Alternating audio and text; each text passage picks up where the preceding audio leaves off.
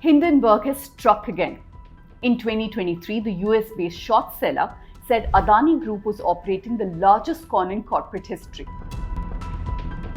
And now, Hindenburg has accused SEBI chief Madhabi Puri of conflict of interest. The first obvious question here is, what is the link between the Adani Group and the SEBI chief?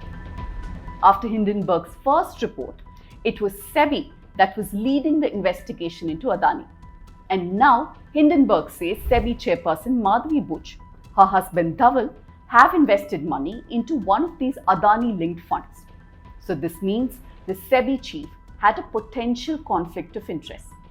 This week, as I get back to hosting Let Me Explain, I'll simplify the fresh allegations by Hindenburg against SEBI chief Madhabi Puri and tell you why the defense, both by SEBI and the Buchs, raise more questions than give answers. Let me explain. In case you've not had the time to go through what the Hindenburg Report said, let me quickly bring you up to speed.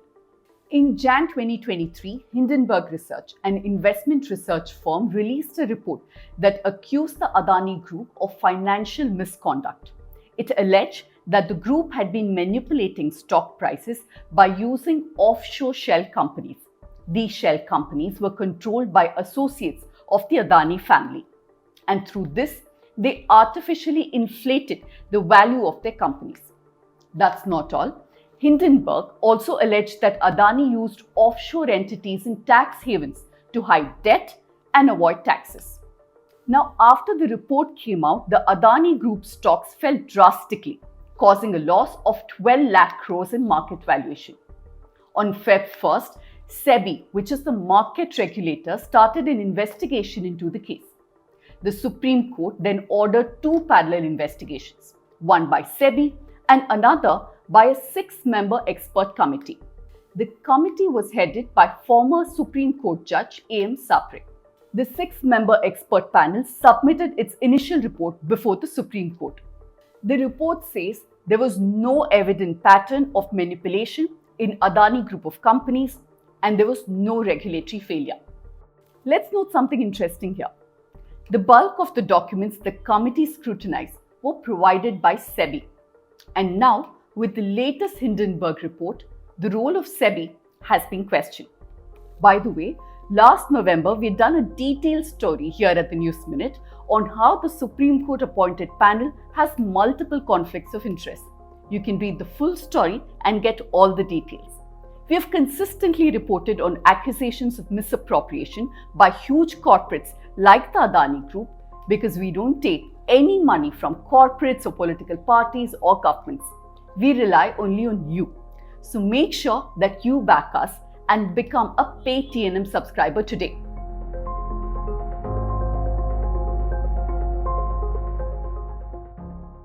Now let me break down the latest allegations against the SEBI chief and Adani Group for you. The first Hindenburg report said there were 38 Mauritius shell entities which were controlled by Gautam Adani's brother Vinod Adani and others linked to Adani Group, and a few suspicious offshore entities.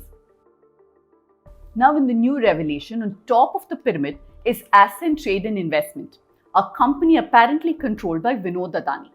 They invested in Global Dynamic Opportunities Fund, that's GDOF, a fund based out of Bermuda. GDOF then invested in IPE Plus Fund, another fund registered in Mauritius, which is another tax haven.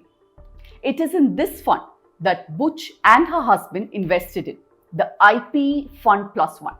In 2018, the total value of Buch's stake was worth around 7.33 crore rupees. Hindenburg claims that this investment is the reason why no meaningful action was taken against the Adani Group by SEBI. And instead, SEBI sent Hindenburg a show-cause notice. The allegations against SEBI chairperson Madhabi Puri does not end with just her investments. Hindenburg says that when she was on the SEBI board from April 2017 to March 2022, Madhabi Puri Buch owned Agora Partners, an offshore Singapore-based consulting firm, and an Indian consulting business called Agora Advisory. According to Buch, both firms had immediately become dormant after she was appointed to the SEBI board in 2017. A story by Ayush Tiwari in the scroll says Agora Advisory was active between 2019 and 2024. In fact, the company made 3.6 crore in revenue, and this was declared to the Register of Companies. So the question here is, why did the SEBI chief in her statement say they'd become dormant? In fact, Madhabi Buch held 99% stake in Agora Advisory till March 2024, though she had stepped down as a director.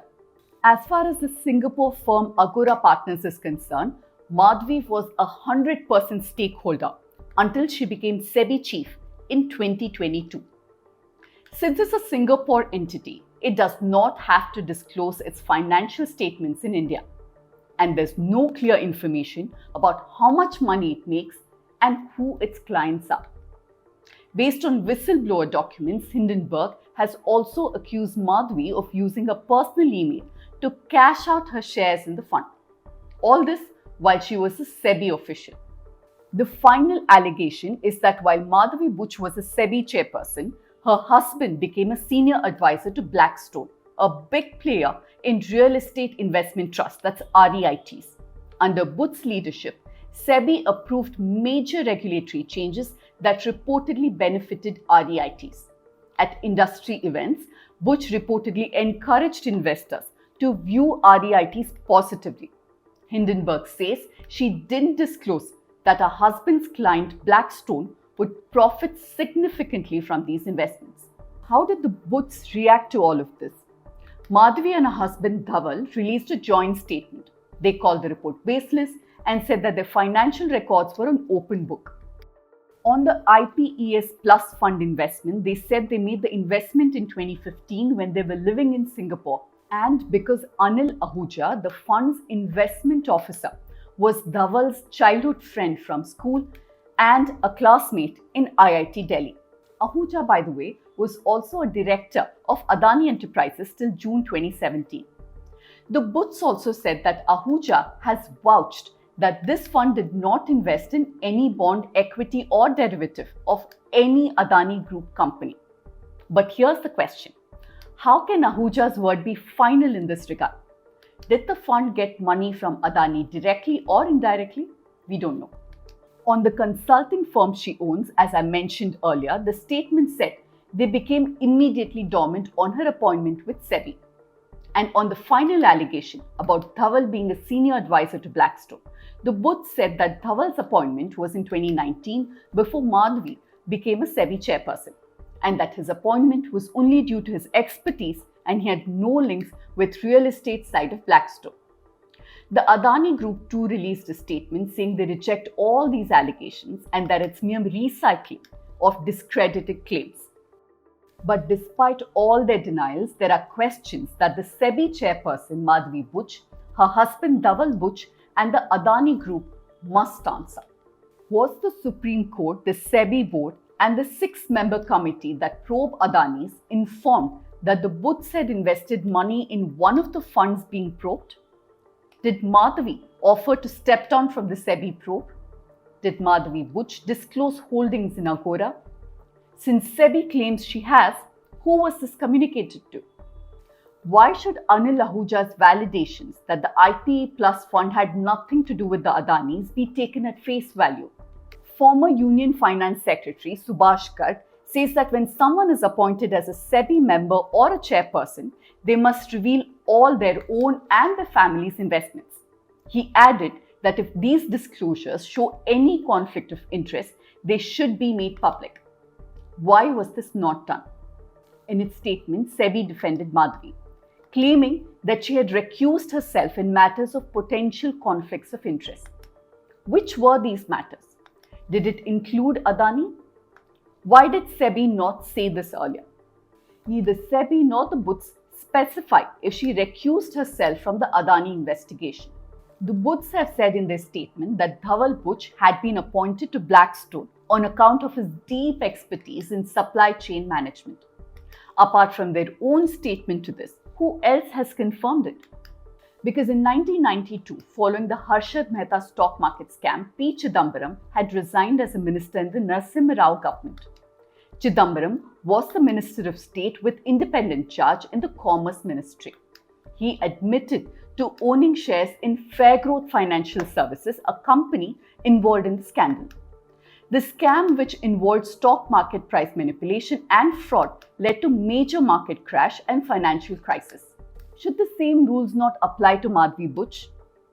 Because SEBI needs to be above suspicion, because it plays a key role in keeping our markets fair and transparent. If SEBI is seen as biased or corrupt, it can make investors lose trust and pull back from the markets. And this can lead to market instability. And who loses money in all of this? Common investors who've put their hard-earned money into stocks. By the way, before I go, here's wishing all of you a very happy Independence Day. And make sure you also keep media independent. Like and share this video and become a paid TNM subscriber.